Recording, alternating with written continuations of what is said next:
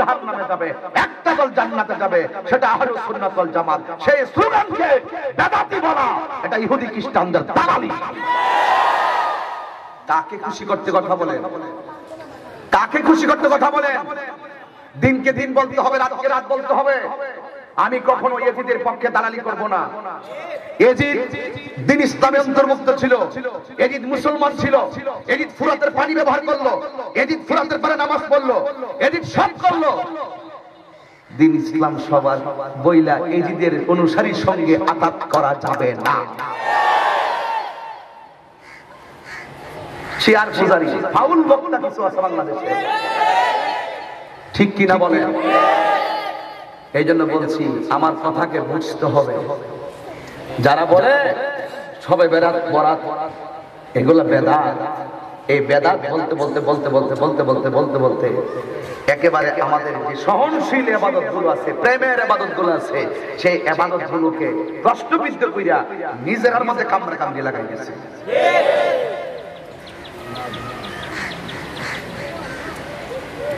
আল্লাহর কাছে একমাত্র মনোনীত ধর্ম কি? ইসলাম। আমাদের ধর্ম কি? ইসলাম। ইসলাম ইসলাম ইসলাম। কোরআন আল্লাহ বলছেন আমাদের ধর্মগ্রন্থের নাম কি? ধর্মগ্রন্থ ইসলাম। কোরআন আমাদের ধর্মগ্রন্থের নাম কি? এই কোরআনের ভিতরে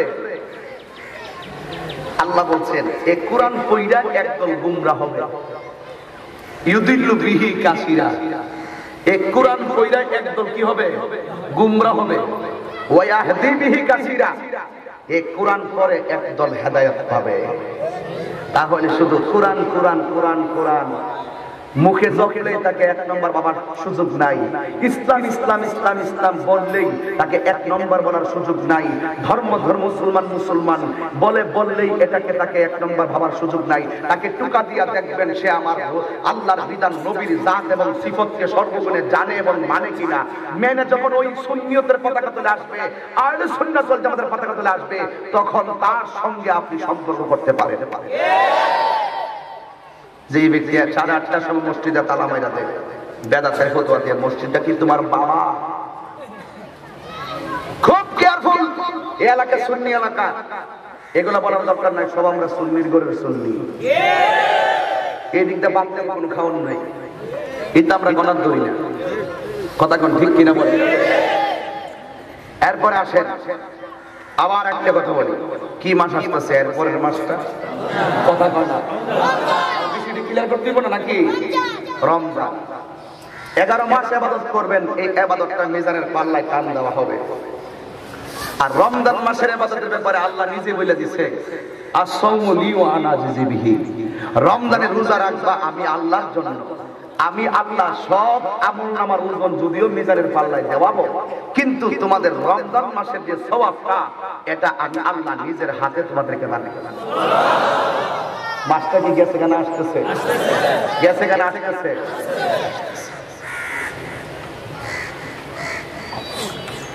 এরপর আরেকবার বলছে ফামুসাইন আতিয়াবু ইনদাল্লাহি মিন যিহিল মিসকে। রাসূল বলেন রোজাদারের মুখের গন্ধ আল্লাহর কাছে মেশকে আম্বর চাইতে আরো সুগন্ধ। আরেক জায়গায় আমার নবী বলছে মান সামা রমাদানা ঈমানান ওয়া ইহতিসাবান গুফিরা লাহু মা তাকাদ্দামা মিন যামবিহি ওয়া মা তাআখার। যেই ব্যক্তি রমজান মাসে ঈমানের সাথে রোজা রাখবে, আল্লাহ পাক রব্বুল আলামিন তার গুনাহসমূহ মাফ করে দিবেন। আমার রাসূল বলছে আস-সাওমু জুন্নাতুন। রোজা হলো ঢাল স্বরূপ। মানুষকে তলোয়ারের আঘাত যেমন করে ঢাল দিয়া ফিরায়, ঠিক রোজা মানুষকে গুনাহটাকে রোজা এমন ভাবে ফিরাইয়া দেয়। আরেক জায়গায় আমার রাসূল বলছেন, হ্যাঁ, রোজাদারের জন্য ফারহাতানে দুইটা ঈদ। কয়টা ঈদ? দুইটা ঈদ। একটা হলো ইফতারের সময়। কিসের সময়? ইফতারের সময়।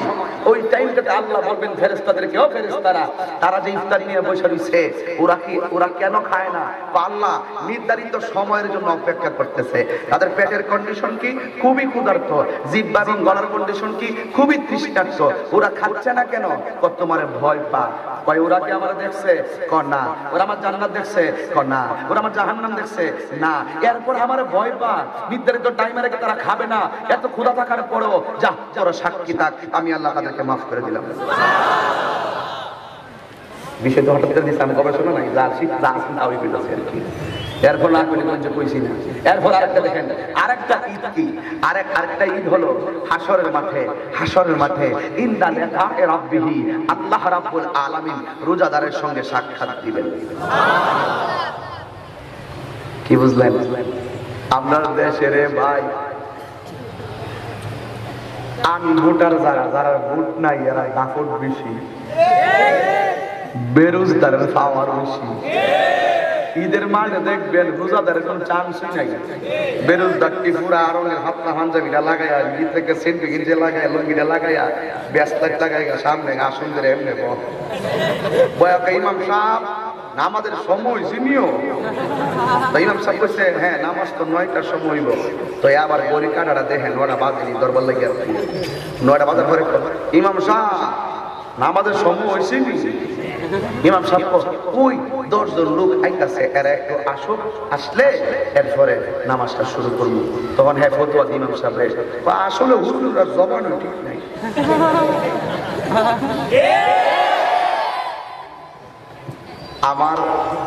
আমি যখন ঈদের নামাজ পড়াইতাম আমি কি কইতাম জানি? আমি কইতাম কেডা খাইছো ত্রির দোকানো আর বাজারও সবই কিন্তু দেখছি, তোরা যদি সরম থাকে কখন বাইরে দেখবে। ঈদগাতে কইতাম যে তোরা যদি সরম থাকে লাখ সারার দল কখন গ্রামের ব্যাপার না বোঝেন না, মুখটা তো পুরো ইস্তারি কয় কইছে যদি লাশ লাগে আর সরম থাকে তাইলে ঈদগার থেকে বাইরে যাবে। আজকের ঈদ তো বল লাগে না, রোজার ঈদ একমাত্র রোজাদারের জন্য। বেরোজগার যে ইজ্জত গেছে শরম করছে না, কিন্তু আল্লাহ রাব্বুল আলামিন ইন্নাল্লাহা লা ইয়াস্তাহি আন ইয়াদরিবা মাসালাম ফাদাউদাতান, আল্লাহ পাক রাব্বুল আলামিন হাশরের ময়দানে কিছু কিছু লোকদেরকে টাইনা নিয়ে পানি খাওয়াইব। সাধারণ একবার এমন পানি পান করাইব যে পানি পান করলে আর জীবনে তৃষ্ণা লাগতো না। এবার অন্যান্য বান্দার কাছে আল্লাহ আমরা তো তোমার বান্দা ছিলাম, এরও তোমার বান্দা, এদেরকে এত সুন্দর পানি দিলা, আমরা কি লেগে পানি পেতাম না? আল্লাহকে তারা ধাক্কা মারি বাড়ি করে দেয়, ওরে বাড়ি করে দেয় আর স্মরণ করাই দেয় পানি খাচ্ছে কারা, পানি পান করছে কারা, এরা হইল তারা দুনিয়ার রোজাদার। বেরোজগারদেরকে আল্লাহ পাক সেদিন ধাক্কা মেরে বের করে দিবে। আর এখন যদি আমি যদি ঈদগাহ থেকে ধাক্কা মেরে বাড়ি করি তাহলে লাঠি কার একটা কম বাইরেব, বাইরে দিয়ে আমার সমান করে ইমাম চাকরি তো থাকতো না। এরপরে কইছি কেটা কেটা খাইছে আমি দেখছি, নাম কই না আর কি, এটা চিনি সিগারেট খাইছে দিনে বেলা নিয়ে একবার একটা হুজুর সিগারেট খেলে রোজা ভাঙে না, সিগারেট খেলে রোজা ভাঙে না, আমার কত মারি উল্টা পাল্টা। ঠিক আছে, কিছু কিছু রোজাদার আছে দেখবেন এ সারাদিন ক্রিকেট খেললা এর খোদা লাগিয়েছে গা, হুট করে কি করে দেখবেন একবারে দুপুর বেলা যাইয়া দরজা লাগাই চলতে খা। আর ওই যে হোটেলের মধ্যে দেখবেন পর্দা লাগাই দেয়, মেম্বার নির্বাচন পর্দা রয়েছে না, আগে 30 সপ্তাহ চলে ওই যে হলুদ পর্দাটি দিয়া এইভাবে হোটেলটা লাগাই রাখে। আর যে বেরোজগার রোজাটা বাঁধবো হে আস্তে আস্তে এমাদের কাপড় ধরে কিসে চাও কেউ যখন দেখে না হুট করে ঢুকে যায়, ঢুকে তো চাষা কিতা আছে, একটা বাইরের মাছ আছে, কানপোনা আছে, ব্যাং আছে, যা আছে ব্যাং ট্যাং যা আছে, কানপোনা টানপোনা আছে। পরে ইচ্ছা মতে একটা বই খাইছে, খাইয়া আবার বাইরের সময় আবার এমন আছে রোজার দিন কিন্তু ভিতরে লাইট জ্বালা না, আন্দার থাকে। ঠিক আছে, হ্যাঁ বাইরে দেখে কেউ নিয়ে হেরে দেখে, যখন দেখে যে কেউ নাই তখন টিস্যুটা লইয়া মুখ করে বুঝছে এমন ভাবে হ্যাঁ বাইরে মনে হয়েছে না হ্যাঁ কাওয়ার বড় কাওয়া 5 দিন ধরে বাদ তুই কানা ঠিক এমনি বাইরে বাইরিয়া হেতে মাশাআল্লাহ। হ্যাঁ সারাদিন দুই টাকা ইফতারের টাইমে মারে গিয়া কাম্মা গো আজকে রোজাটা ধরে লাইছে গো, আজকে বাইরে রোজাটা ধরে লাইছে। এরপরে দেখেন এরপরে মা পুত্রে শরবতটা বানাস না, মাছ তো ফাঁকি দিবে হুন্ডে সেরা ছেলে বুঝে না কি রোজার মাংস ভাত পা।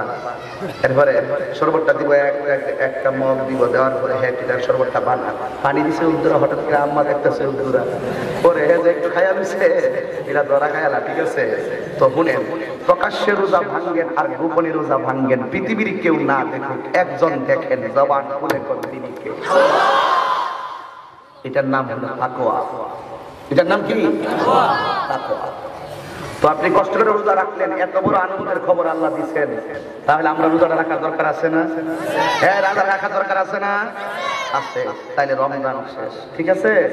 এরপরে আসেন কবর। কি কবর? এই কবরে যাওয়ার আগে আমি একটা স্মরণ করে দিই, আপনার মা বোনদেরকে স্মরণ করে দিই আল্লাহ কোরআনে কি করে। এই যে রোজার ঈদ, রমজান মাসের ঈদ যেটা ঈদুল ফিতর, আমরা পুরুষ একটাও ঈদের কেনাকাটা করতে যায় মার্কেটে কেউ শান্তি পায় না। তোমরা মুখ কথা না কইলে নামাজ কিন্তু করতেন না, ভোলাবাসী করি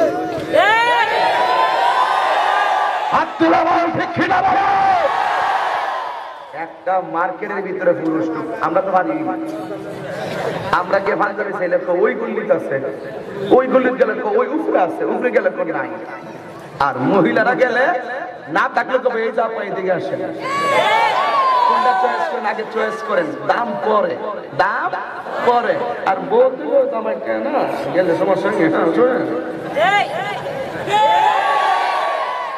মা বোনদেরকে বলছি, মা তোমাকে বলছি কবর আযাব বলবো, কিন্তু আমার বিষয় শেষ করে আল্লাহ কোরআনে কি কই দেখেন। আল্লাহ রাব্বুল আলামিন বলেন, কুলিল মুমিনিনা ইয়াগুদ্দু মিন আবসারিহিম ওয়া ইয়াহফাযু ফুরুজাহুম যালিকা আযকা লাহুম ইন্নাল্লাহা খাবীরুম বিমা ইয়াসনাউন।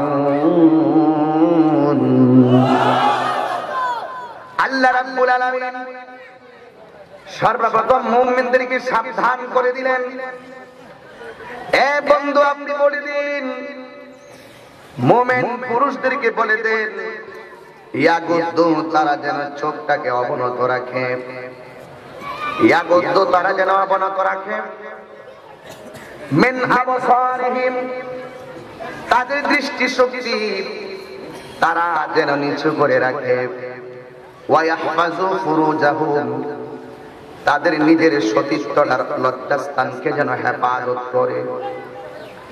হে আমার যুবক ভাইরা, আল্লাহ রাব্বুল আলামিন নারীদেরকে পর্দার কথা বলার আগে আমার আল্লাহ রাব্বুল আলামিন পুরুষদেরকে পর্দার কথা বলেছেন। পুরুষদেরকে বলেছেন দুইটা কথা, সতর্কতা করেছেন। এক নাম্বার সতর্ক হলো তোমাদের চোখকে হেফাজত করো। সামনে রমজান মাস, অনেকে মনে করে সেহরি খাইয়া ইফতার করলাম রোজা হয়ে গেল, এত সোজা না। আপনি যখন সেহরি খাইয়া রোজা রেখে দিনের বেলা চোখ দিয়ে অন্য একটা পর নারীর দিকে কুমন্ত্রণার নজরে তাকিয়েছেন, এটা চোখের জিনা হয়ে গেছে, চোখের রোজা আপনার বরবাদ হয়ে গেছে। হাত দিয়ে একটা অন্যায় করেছেন, হাতের রোজাই শেষ হয়ে গেল। এই জন্য কান দিয়ে একটা বাজে কথা শুনেছেন, কানের রোজা শেষ। অনেকগুলোর সমষ্টি একত্র করার নাম রোজা। শুধুমাত্র খাইলাম আর ইফতার করলাম এটার নাম রোজা না। রোজা রাখলে 5 ওয়াক্ত নামাজ এবং তারাবির দরকার আছে না নাই? এই জন্য যুবক ভাইরা আমার আল্লাহ বলেন, হে বন্ধু আপনি বলে দিন, মুমিনদেরকে বলে দিন এরা যেন চক্ষুটাকে অবনত রাখে। কারণ চোখ যে মনের কথা বলে, যাবতীয় খায়েশ পয়দা হয় চোখে দেখার পরে। কথা বলেন ঠিক কিনা? ওয়া ইয়াহফাযু ফুরুজাহুম, এরপরে আমার আল্লাহ বললেন তোমাদের লজ্জাস্থানকে হেফাজত করো। আমার নবী বলেন যারা নজরকে হেফাজত করলো, নিজের সতীত্বটা রক্ষা করলো, তার জন্য জান্নাত অবধারিত।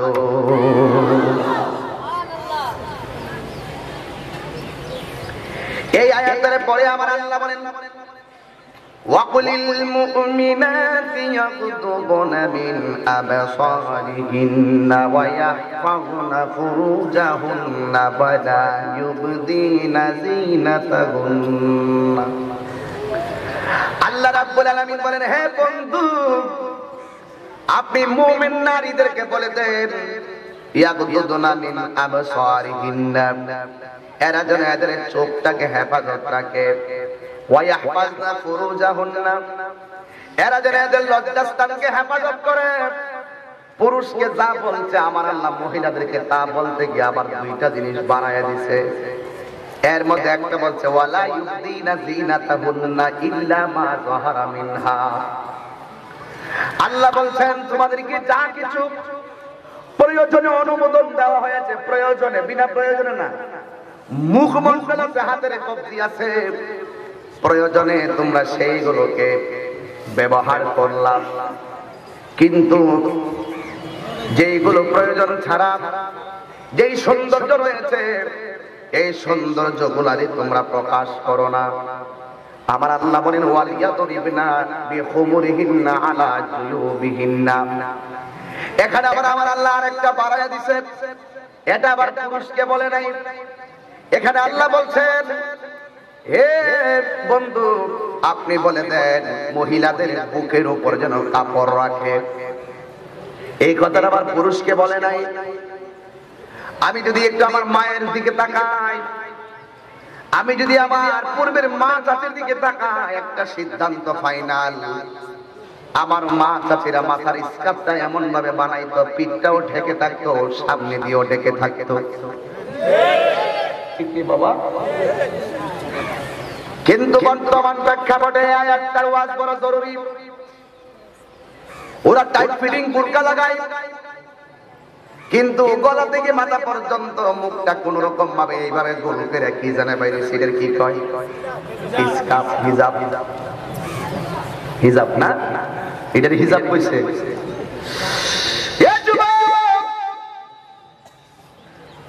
এই আয়াতের দিকে যদি তাকায়, বর্তমান টাইট ফিটিং বুরকা পরিধান করা মা বোনদের জন্য হারাম, ঠিক কি না বলো? আপনারা বলো ঠিক কি না বলো?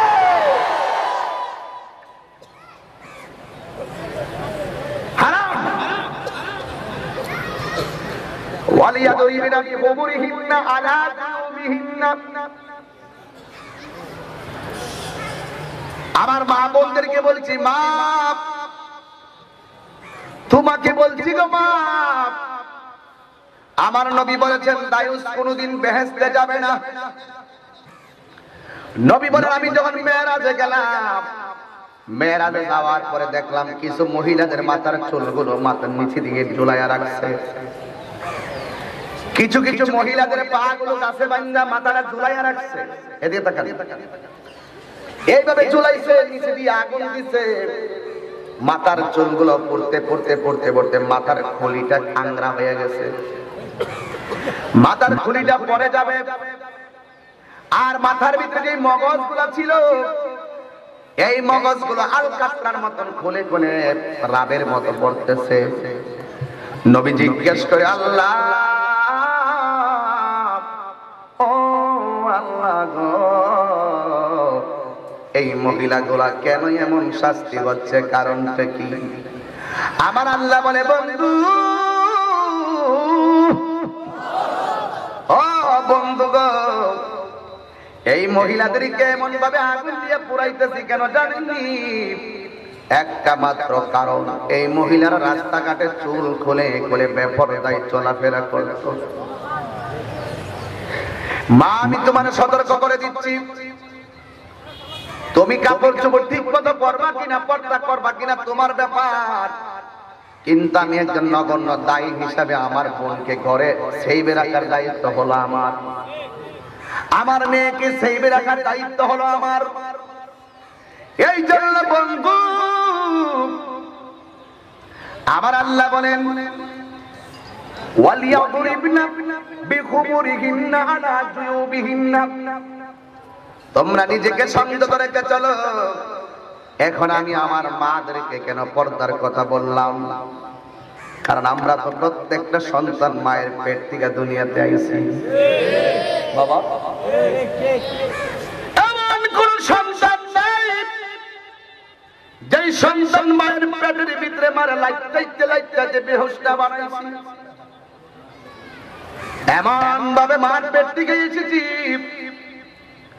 মা তুমি এত কষ্ট করছো আমার পেটে নিয়া, কিন্তু তোমার দায়িত্ব ছিল গো মা, আমি যখন তোমার পেটের ভিতরে ছিলাম আমার একটা চাওয়া ছিল তোমার কাছে, তুমি চোখ দিয়া খারাপ কিছু দেখবা না। আমি পেটের থেকে আশা করছিলাম তুমি আমার পেটে রাইখা চোখ দিয়ে আল্লাহর কোরআন পড়বা। মা আমি যখন তোমার পেটে ছিলাম আমার ইচ্ছা ছিল তুমি জবান দিয়ে কাউকে গালাগালি করবা না, কিন্তু আমি বড় কষ্ট পাইছি। তুমি আমার পেটে নিয়ে সর্বক্ষণ কাটাইছো খারাপ ভাষায় ঝগড়া কইরা। আমি পেটে তাইকে কষ্ট পাইছি গো মা। তুমি আমার পেটের মধ্যে নিয়ে চোখ দিয়া কুরআন না পড়া স্টার জলসা দেখা কাটাইছো। আমি বড় কষ্ট পাইছি গো মা। আমি যখন ভূমিষ্ঠ হয়েছি আমার বড় স্বপ্ন ছিল তুমি আমার ডান কানে আযান দিবা, কিন্তু আমি ভূমিষ্ঠ হওয়ার পর তুমি পয়রা রইলে এক জায়গা, আমি পয়রা রইলাম এক জায়গায়। কত মানুষ দেখার জন্য ফুল নিয়ে ব্যস্ত, কিন্তু কেমনে আযান দিতে ভুল করলো গো মা।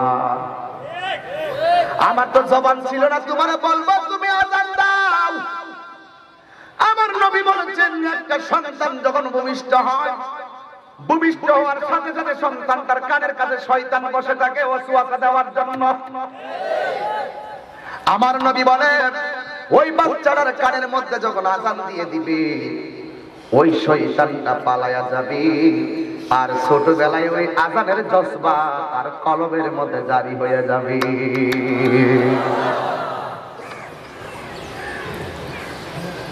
মা আমার বয়স যখন 7 দিন, আমি আশা করছিলাম তুমি আমার সুন্দর একটা নাম রাখবে,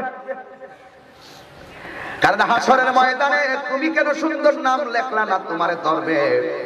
আমি বড় কষ্ট পাইছি। তুমি আমার নাম আব্দুর রহমান, দিনের নাম না রাইখা তুমি আমার নাম রাখছো বুলেট। কি বাস্তব কি ওয়াজ মিলতেছে আছে কিনা বলেন? মা তুমি আমার নামগুলো এমন নাম রাখছো যেই নামগুলো কোরআন সুন্নাহর সঙ্গে যায় না। বড় যখন দেখলাম মানুষ কয় কি নাম রাখলি, হাজার মানুষকে বুঝাইতাম পারি না, আর নামটা বাদ দিতাম পারি না। হাজার মানুষের সামনে ভালো নাম কইলে আবার আগের নামটা এটা কেমনে হাজার মানুষ বোঝামো গো মা। মা আমার বয়স যখন 5 বছর, আমার একটা দাবি ছিল তুমি আমারে এবিসিডি সরায়া ক খ সবক না দিয়া আল্লাহর কোরআনের সবকটা দিতা। আর ঠিক কি না? একটা শিশুর মনের কথা বলতেছি আপনাদের কাছে। আমার বড় ইচ্ছা ছিল তুমি আমারে কোরআন সবকটা প্রথম দিবা। কেন? কারণ আমি 7 বছর হলে আমাকে নামাজ পড়তে হবে। জোরে বলেন সুবহানাল্লাহ। আমার বড় ইচ্ছা ছিল তুমি ওই কোরআনটা 5 বছর আগে শিখাইতাম, শিখাইয়া তুমি 7 বছরে আমার মসজিদে পাঠাইতা। কিন্তু আমার বয়স 5 বছর, ভালো করে ঘুমও কাটে না। 7 বছরের কালে আমার ঘুমটাও কাটে না। তুমি ঘুমায়া থাকো, সকালবেলা কোন রকম একটা ব্যাগ কান্দে ঝোলাইয়া কিন্ডার গার্ডেনে পাঠায় দাও। কিন্তু আমি বড় হইয়া নামাজ পড়বো 7 বছরের কালে আমি কোরআন শুদ্ধ করে পড়তে পারি না। আমার বয়স যখন 10, আমার একটা আশা ছিল তুমি আমারে বাইরায়া মুড়াইয়া মসজিদে পাঠাইবা। কিন্তু আমি বড় কষ্ট পাইছি। 10 বছরের কালে আমি কোথায় যাই না যাই তুমি আমার খবর নেও না। আমার বয়স যখন 15, আমার ইচ্ছা ছিল তুমি আমার এমন একটা শিক্ষার প্রথম ফাউন্ডেশনটা দিবা, বাকি 15 বছরের জন্য আমি প্রতিষ্ঠিত হতে পারি। কিন্তু আমি বড় কষ্ট পাইছি গো মা। তুমি আমার 15 বছরের কালে আমার হাতে একটা অটো রিক্সা তুলে দিছো। এই হলো বাচ্চাদের প্রাথমিক সন্তানের প্রতি বাপ মার দায়িত্ব। আমরা তো ওয়াজ করি বাপ মার প্রতি সন্তানের দায়িত্ব। আমি এখন বললাম সন্তানের রুজি যদি খেতে চান, সন্তানকে যদি আল্লাহ পর্যন্ত পৌঁছাতে চান, আপনার অভিভাবককে সক্রিয় ভূমিকা পালন করতে হবে সন্তানের শৈশব এবং কৈশোর বেলায়। আপনার সন্তান কোথায় যাচ্ছে, কার সঙ্গে মিশছে, আপনাকে খবর নিতে হবে। পরীক্ষার ফি দিয়েছেন, রেজিস্ট্রেশনের ফি দিয়েছেন, ফর্ম ফিল-আপের টাকা দিয়েছেন, প্রাইভেটের টাকা দিয়েছেন, তার টাকাটা কিভাবে খরচ করছে আপনি অভিভাবককে খেয়াল করতে হবে। যদি আপনি খেয়াল না করেন, একদিন, 2 দিন, 3 দিনের মাথায় এই টাকা দিয়া সন্তান বাবা ইয়াবা নেশায় জড়িত হয়ে যাবে।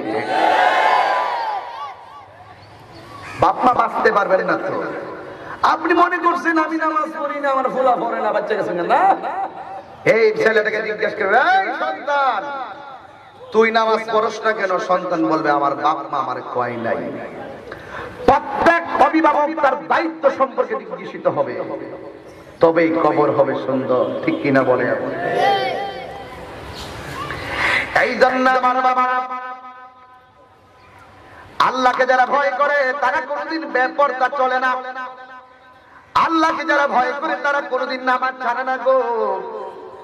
যেমন একটা মেয়ে আল্লাহকে এমন ভয় করত, রাস্তা দিয়ে হাঁটে, কিন্তু একটা ছেলে মেয়ের পিছনে লেগে গেছে, ছলে বলে কৌশলে যেই বাড়ি মেয়েটাকে ক্ষতি করবে। কিন্তু দেখা গেল এই মেয়েটা আল্লাহর এত মহব্বত করে। যারা আল্লাহকে মহব্বত করে তারা নামাজ পড়ে, যারা আল্লাহকে মহব্বত করে তারাই পর্দা করে। পর্দা কেমন দাম দেখে। আব্দুল কাদের জিলানী যখন মায়ের পেটের মধ্যে ছিল, ওনার আব্বা, ওনার স্ত্রী আব্দুল কাদের জিলানীর আম্মার একটা শাড়ি কাপড় বাহিরে লাড়ানো ছিল। আবু সালেহ মুসা জঙ্গি রহমাতুল্লাহ আলাইহি দেখতেছেন একটা ছেলে শাড়ির দিকে তাকায় রইছে, কারণ আব্দুল কাদের জিলানীর আম্মা জানকে কেউ দেখে নাই। ওই ছেলেটা মনে মনে কয়, আমি যেহেতু আব্দুল কাদের আমি যেহেতু আবু সালেহ মুসা জঙ্গির স্ত্রীকে দেখি নাই, আজকে তার শাড়িটা দেখে কোন রঙের শাড়ি পরে। যেই মাত্র শাড়ির দিকে তাকায় রইছে, আবু সালেহ মুসা জঙ্গি তো এমন মুসা জঙ্গি একটা ফল খাইয়া কত বছর গুনলো ক্ষমা পাওয়ার জন্য। ঘটনা তো লম্বা কইতাম না আর কি। এরপরে আবু সালেহ মুসা জঙ্গি হাতের মধ্যে একটা ম্যাচ নিছে, কাঠিটা এইভাবে জ্বালাইয়া দিছে, একদিন ব্যবহার করা শাড়িটারে আগুন দিয়ে পুরাইয়া ফেলাইছে। ফাতেমা ডাক দিয়া কয়, ও স্বামী, একদিনও শাড়ি কাপড়টা পরলাম না, আপনি কেন পোড়াইয়া ফেললেন? এবার আবু সালেহ মুসা জঙ্গি রহমাতুল্লাহ আলাইহি তার স্ত্রীকে ডাক দিয়ে কয়, তোমার পেটের ভিতরে এই মুহূর্তে বাচ্চা আছে, তুমি হামেলা, প্রেগন্যান্সি। এই শাড়ির দিকে একটা ছেলে কুনজর করেছে। এই শাড়িটা যদি তোমার শরীরে পরো, এই শাড়ির ওই ছেলের কুনজর পড়ছে শাড়ির উপরে, শাড়ির আসর পড়তে পারে তোমার পেটের উপরে, পেটের আসরটা পড়তে পারে তোমার সন্তানের উপরে। এই জন্য আমি শাড়ি কাপড়টারে আগুন দিয়া পুরায়া ধ্বংস করে দিয়েছি। কিন্তু আমার দেশের ভিতরে 7 মাসের বাচ্চা বেরোতে হয়, 8 মাসের বাচ্চা পেটে থাকে। ঈদ আইসা বলে দেখা যায় পেটের মধ্যে বাচ্চা নিয়ে মার্কেটে চলে যায়। আছে না নাই বলেন রে বাবা? সাবধান সাবধান। এই জন্য আমার নবী বলেছেন যে এগুলো নতুন কাপড় ধৌত করে পড়তে হয়। কথা কন ঠিক কিনা কন? এই জন্য মেয়েটা আল্লাহকে বড় ভালোবাসে। একটা ছেলে মেয়ের পিছনে লাগা গেছে, প্রথম দিন মেয়ের পিছনে ঘুরলো কিন্তু মনের আশা পূরণ হয় নাই। দ্বিতীয় দিন ছেলেটা মেয়ের পিছনে ঘুরলো, মনের আশা পূরণ হয় নাই। তৃতীয় দিন ছেলেটা মেয়ের পিছনে যখন কাছাকাছি হয়ে গেল, মেয়েটা ইজ্জতের জ্বরে একটা দোকানের ভিতরে ঢুকে গেছে। কিন্তু সবচেয়ে বড় কথা হলো সুরের 10 দিন গিরসের 1 দিন, 3 দিনের মাথায় ছেলেটা ধরা খাইয়া গেছে। এও আবার জানতেন কোন মৌলবীর কাছে না, যার কাছে ধরা খাইছে তিনি হলো হযরতে হাসান বসরি। হাসান বসরির কাছে ধরা খাইয়া গেল। হাসান বসরি দাঁড়ায় গেলেন। বাবারা মেয়েটা বলে, ভাই আমার, তুমি হয়তো আমার চোখ দেখে আল্লাহর গবেষণা করো, কিন্তু আমার এমন তো অনেকে আছে আমার চোখ দেখে আমাকে গবেষণা করবে। এই কথাটা বলে হাতের মধ্যে একটা শলা নিলেন, শলা নিয়ে দুইটা চোখের মধ্যে এমন ভাবে আঘাত করে দিয়েছেন। ওই যে কোরআনের আয়াতটা তার মনে আছে, ওই যে কোরআনের মহিলাদেরকে আল্লাহ বলছেন ওয়াকুলিল মুমিনাতি ইয়াগুদুনা মিন আবসারিহিন্না ওয়া ইয়াহফাজনা ফুরুজাহুন্না। এই জন্য নারীদেরকে বলছে তোমাদের চোখগুলোর অবরত রাখো। এই মেয়েটা আল্লাহকে এত ভয় করতেন, তার চোখের কোরবানি দিয়ে দিলেন, দুইটা শলা দিয়া চোখের মধ্যে এমন ভাবে আঘাত করে দিয়ে চোখটারে শেষ করে ফেললেন। রক্তাক্ত হয়ে গেল, লোকগুলো ধরাধরি করে মেয়েটাকে বাড়িতে নিয়ে গেল। কিন্তু সবচেয়ে বড় কথা হলো, শুনেননি রে বাবা, সবচেয়ে বড় কথা হলো হাসান বসরি দোকানে ঢুকলেন, দুইটা দেখতেছেন শুধুমাত্র রক্ত দেখা যায়। কয় মেয়েটা কোথায়? মেয়েটাকে বাড়িতে নিয়ে গেছে। এবার হাসান বসরি রাদিয়াল্লাহু তাআলা আনহু তিনি দৌড়াইয়া মেয়ের বাড়িতে গেলেন, যাইয়া দেখতেছেন মেয়ের বাড়িতে বিরহের কান্নার আওয়াজ শোনা যায়। কেন কান্নার আওয়াজ শোনা যায়? জনম দুঃখী মা চোখের পানি বালাইয়া কান্দে, হুজুর আমার মেয়েটা বড় আবেদা ছিল, আমার মেয়েটা বড় সাদেরা ছিল, আমার মেয়েটা বড় সাদেকা ছিল, আমার মেয়েটা বড় হাফেজা ছিল, আমার মেয়েটা বড় কানাটা ছিল। ও হুজুর রাস্তার ভিতরে কোন ডাকাতের দলেরা যেন আমার মেয়ের চোখের মধ্যে আঘাত করেছে, আমার মেয়েটার রক্তক্ষরণ হতে হতে আমার মেয়েটা দুনিয়া থেকে বিদায় হয়ে গেছে। এবার হাসান বসরি বলে মা, ও মা গো, তোমার মেয়ের চোখ ডাকাতে কোলে নাই, তোমার মেয়েটা আল্লাহরে এমন ভাবে ভয় করে, নিজের চোখ একটা ছেলে মেয়ের দিকে তাকানোর কারণে তোমার মেয়েটা নিজের চোখের মধ্যে নিজে আঘাত করে রক্তাক্ত করে দিয়েছে। এরপরে তোমার মেয়েটা মারা গেছে। মা ডাক দিয়া কয় হুজুর এতক্ষণ মনে করেছি ডাকাত যদি আমার মেয়ের চোখ খুলে মেয়ে যদি মারা যায়, আমি আল্লাহর কাছে বলছি আল্লাহ আমার মেয়েটার শহীদের মর্যাদা দিয়ে দাও। এখন যে আপনি বলেছেন আমার মেয়ে নিজের চোখে নিজে আঘাত করেছে, হুজুর আপনি বলে দেন না গো এখন আমার মেয়েটা জান্নাতি না জাহান্নামী?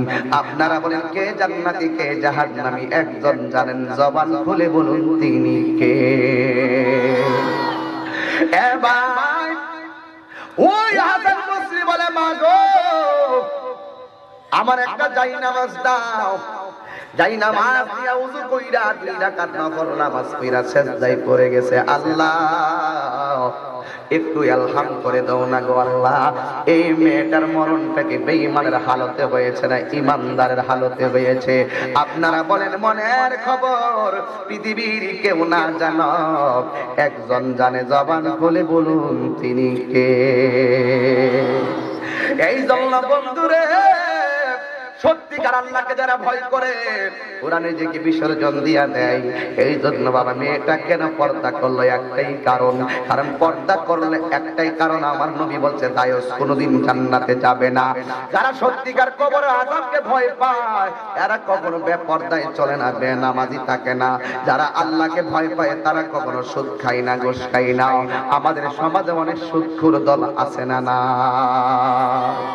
এই জন্য আমি বলবো মহিলাদেরকে দিয়ে ওয়াজটা শুরু করলাম, পর্দা করবা গো মা।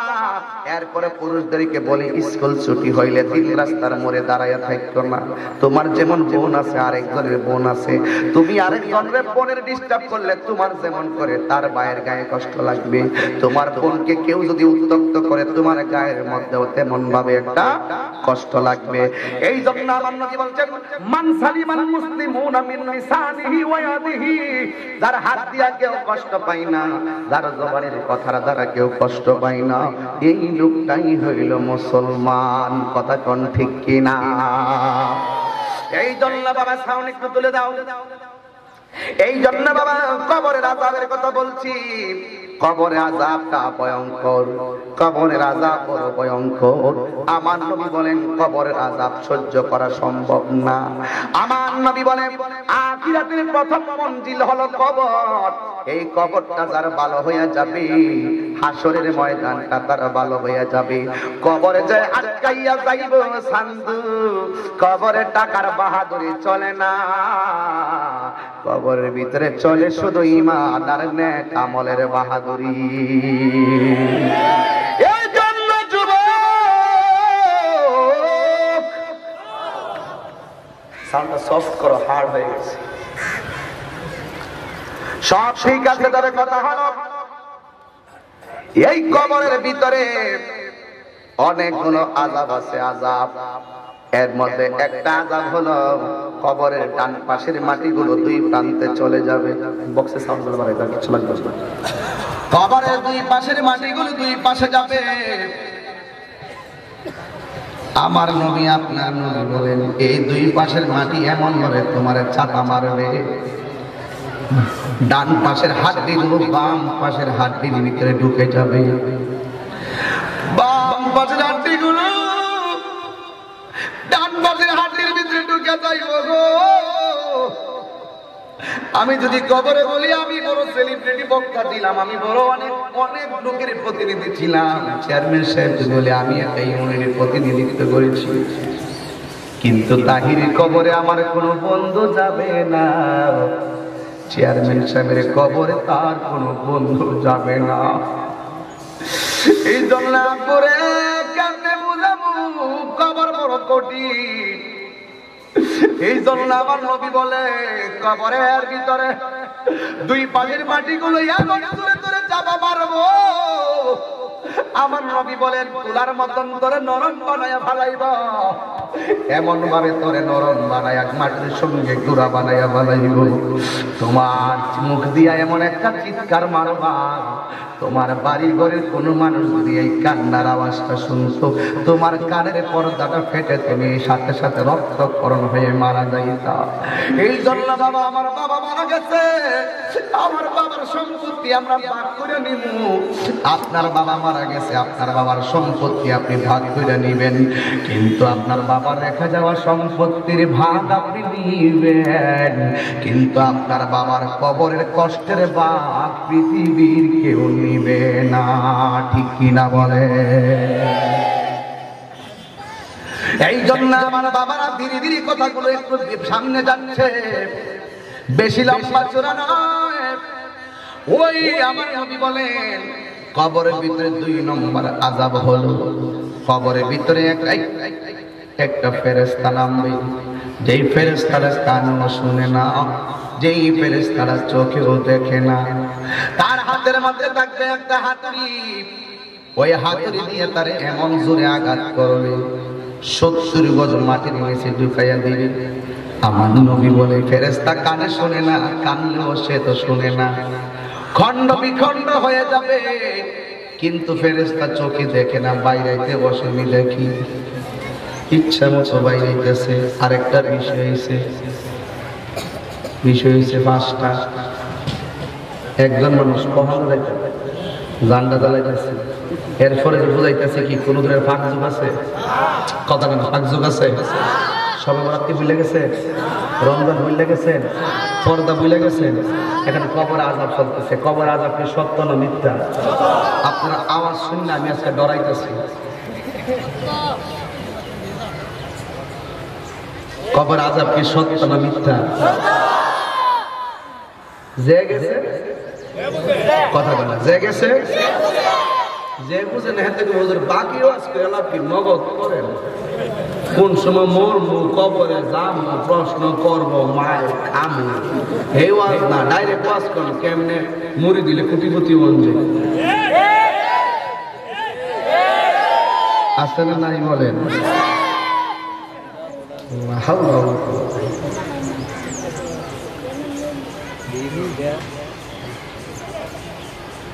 আমার নবী বলেন, নবী একদিন রাস্তা দিয়ে যাইতেছে আর কি, গুরুস্থানের পাশ দিয়ে চলে মরি, রাস্তা দিয়ে যাইতেছে, হুট করে আমার নবী দাঁড়াইছে, দাঁড়াই কইতেছে আমি নবী দেখতেছি 2টা কবরের মধ্যে আযাব হইতেছে। আচ্ছা, নবী দেখার ক্ষমতা আসেনি? আসতে কইলেন যে, আরো জোরে কইতেন না, আর জোরে কইতে হবে। এই ক্ষমতা নবীর দিছেন কেডা? আল্লাহ দিলে আমরা বাবার কোনো ক্ষতি হইতো নি। আমার নবী বলেন আমি দেখতেছি দুইটা কবরে আযাব হয়, লাশটা কি কবরের উপরে না নিচে? নবী নবী কবর কি খোলা না ঢাকনা? নবী দেখছেনি, ক্ষমতা দিছে কেডা? আচ্ছা বিষয়টা বেশি বিভিন্ন তারপরে কথা কয়ে দেওয়া যায়। নবীর এখন সাহাবারা জায়গায় নবী গো কবরের দুইটার কবরে কিনলে কাজ হইতেছে। নবী গো একটা প্রস্রাব করে পবিত্রতা অর্জন করত না, আরেকটা সুগুল চুরি করত। তাহিরি আইবার আগে এই বেল করে কথা সুগুল করছে, সুগুল চুরি করছে, আর মাদক করছে সুগুল চুরি করছে। মুনাফিকরা যে মুনাফিকি করছে, এই মুনাফিক কোয়েন না যে করছে না, এই মুনাফিক ছাড়া কোনো গ্রাম নাই। চেয়ারম্যান সাহেবের সাথে চলবো ফিরবো খাইবো ঘুমাইবো, সুযোগ পাইলে বাস দেব।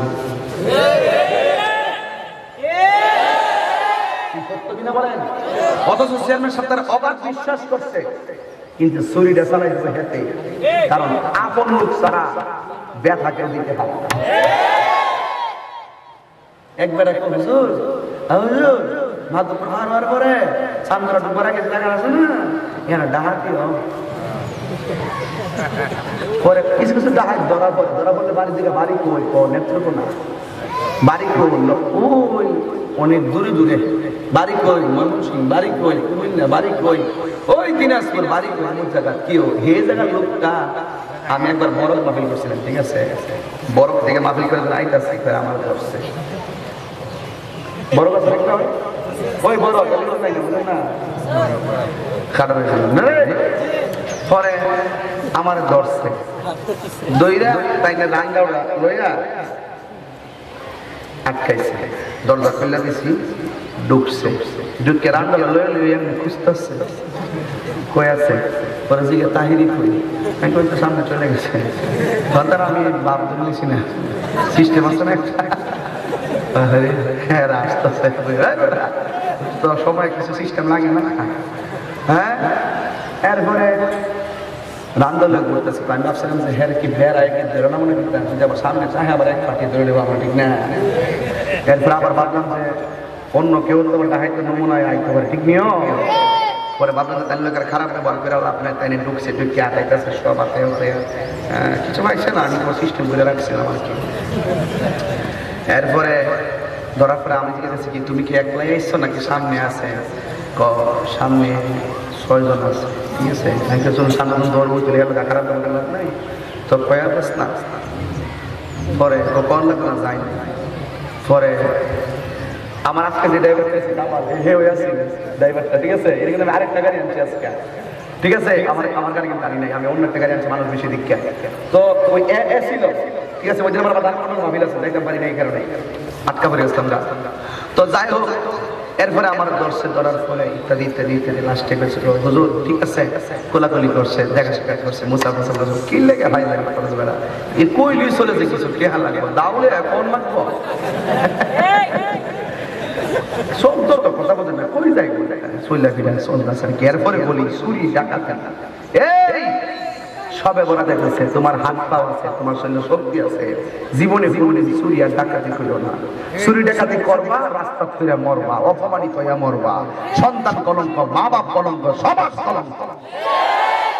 তোমার আল্লাহ হাত দিতে, সবাই যদি রুজি করে খাইতে তুমি খাইতে পারতাম কিনলে আজকে হাজার হাজার এই কোম্পানিতে চাকরি করতেছে মানুষ, তুমি চাকরি করো, বেতন নিয়ে খাও। তবে কই জানি গেছিলাম বাবা, কই গেছিলাম, ও নবী দেখতেছে দুইটা কবর আযাব হইতাছে, একটা হইল চুগুলখুর। এখন চুগুলখুর কারে কইরা আমার একটা বুঝান লাগবো, এই গ্রামের নাম কি? আরেকটা গ্রামের নাম কোন? নারায়ণপুর। নারায়ণপুর একটা মেয়ে আর বেলগড়ে একটা ছেলে, ছেলের পক্ষ থেকে গেছে মেয়ে দেখতো, তাই বলতেছে পাশে যে মেয়ে হের উপরে কোন জানা মেয়েটা কেমন, ঠিক না, হ্যাঁ তো ভালোই দিব, আমার মালকে আমি খারাপ কমু। এরপরে পাশের ঘরের মধ্যে যায় জিগা কি গো এই মেয়েটা কেমন? পাশের ঘরের মানুষটা কইতাছে মেয়েটা 5 ওয়াক্ত নামাজ পড়ে, বিয়ে হইতে কোনো অসুবিধা আছে? আচ্ছা, এরপরে বলতেছে মেয়েটা রমজান মাস হলে রোজা রাখে, বিয়ে হইতে অসুবিধা আছে? মেয়েটা কোরআন তেলাওয়াত ছাড়া ঘর থেকে বাইরে না, বিয়ে হইতে অসুবিধা আছে? মেয়েটা মা বাপের অনেক ভদ্র সভ্য, মা বাপের মানে, অসুবিধা আছে? না। কিন্তু 98 ভাগ শুধু বালাই করছে, সুগুল খুররা 98 ভাগ বালাই কর, লাস্টে কর, তবে সারাদিন দিহি মোবাইলে দেনে কাল লগে কথা কর। কি বিয়া হইবনি হন? এই সুগুল খুর 98 ভাগ আপনার লগে মিল্লা থাকবো, সুযোগ পাইলে বরং বাস। কথা বলেন ঠিক কিনা বলেন? এই জন্য রাসূল বলেন চুগলখোর মুনাফিক কাফেররা আমাকে কষ্ট দিয়েছে, এত কষ্ট গায়ে লাগে নাই, মুনাফিকরা আমাকে এত কষ্ট দিয়েছে আমার গায়ে লেগেছে।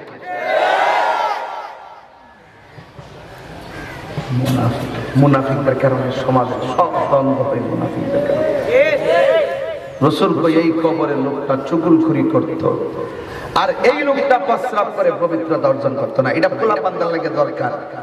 তোরা মনে করে যে নামাজ যেহেতু পরে পড়ি না, কোরআন শরীফ যেহেতু ধরি না, প্রস্রাব করে ভানিলে আলাদা কি হাসি খুশিতে ফায়দা দাও যেহেতু, এই জন্য নবী বলেন ইস্তানজিউ আনিল বাউলে ফাইন্নাহু আহমাতু আযাবিল কবর, কবরের ভিতরে সবথেকে বেশি আযাব হবে ওই যে খেলতে খেলতে চলতে চলতে চললে ভিড়া হাসিতে খুশিতে কৌশলে চুগলখড়ি করে, মনে করছে এটা ব্যাপার না, আর মুইতা ভানিল না, মানে এটা কিন্তু ব্যাপার না। নবী কই এটার লাগি কবরে বেশি আযাব।